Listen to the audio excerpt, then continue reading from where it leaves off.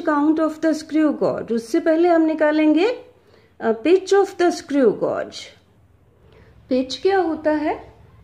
जब हम यहाँ रेचेट से, इसको कहते हैं रेचेट, तो यहाँ से जब हम एक रोटेशन देते हैं सर्कुलर कैप को, तो मेन स्केल पर कितना डिस्टेंस ट्रेवल होता है उसको कहते हैं पिच।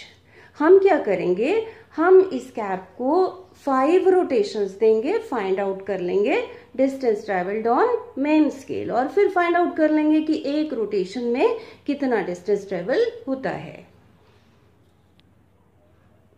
चलिए, नंबर ऑफ रोटेशंस, ये हो गई एक रोटेशन, और ये 2 रोटेशंस, ये 3 रोटेशंस, 4 रोटेशंस, और ये हो गई 5 रोटेशंस।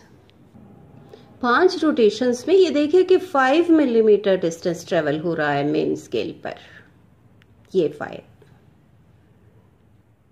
तो 5 रोटेशंस में डिस्टेंस ट्रेवल्ड 5 मिलीमीटर, 1 रोटेशन में डिस्टेंस ट्रेवल्ड 1 मिलीमीटर। तो फॉर्मूला क्या हो गया पिच के लिए? Distance travelled on main scale divided by number of rotations.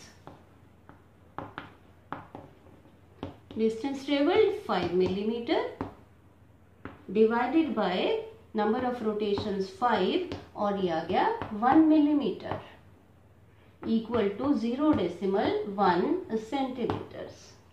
ये है pitch of the screw gauge. अब हम फाइंड आउट करते हैं लीस्ट काउंट।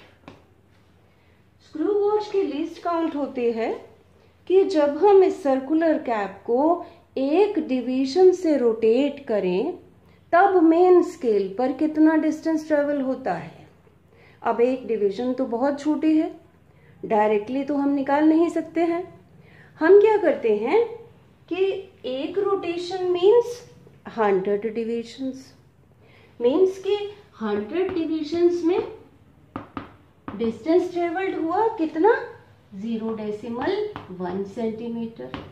यही तो है pitch, distance travelled in 1 rotation. Distance travelled on main scale when circular scale is given 1 rotation, और circular scale is rotated through 100 divisions. अब 1 division में कितना डिस्टेंस ट्रेवल हुआ मेन स्केल पर? ये आ गई लीस्ट काउंट। तो लीस्ट काउंट के लिए फॉर्मूला क्या बनेगा?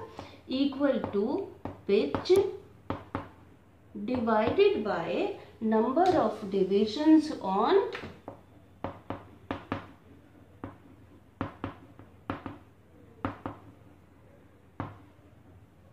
Circular scale.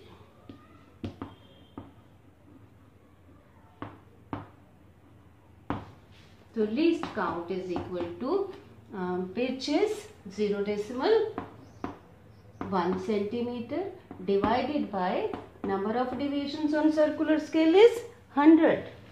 तो लीस्ट काउंट आ गया 0.001 सेंटीमीटर्स। मीन्स कि जो स्क्रू गॉज है वो मेजर कर सकता है डेसिमल के 3rd प्लेस तक सेंटीमीटर्स में। वर्नियर कैलिपर कहाँ तक मेजर कर सकता है? Up to 2nd decimal place in centimetres. It means screw gauge is more accurate.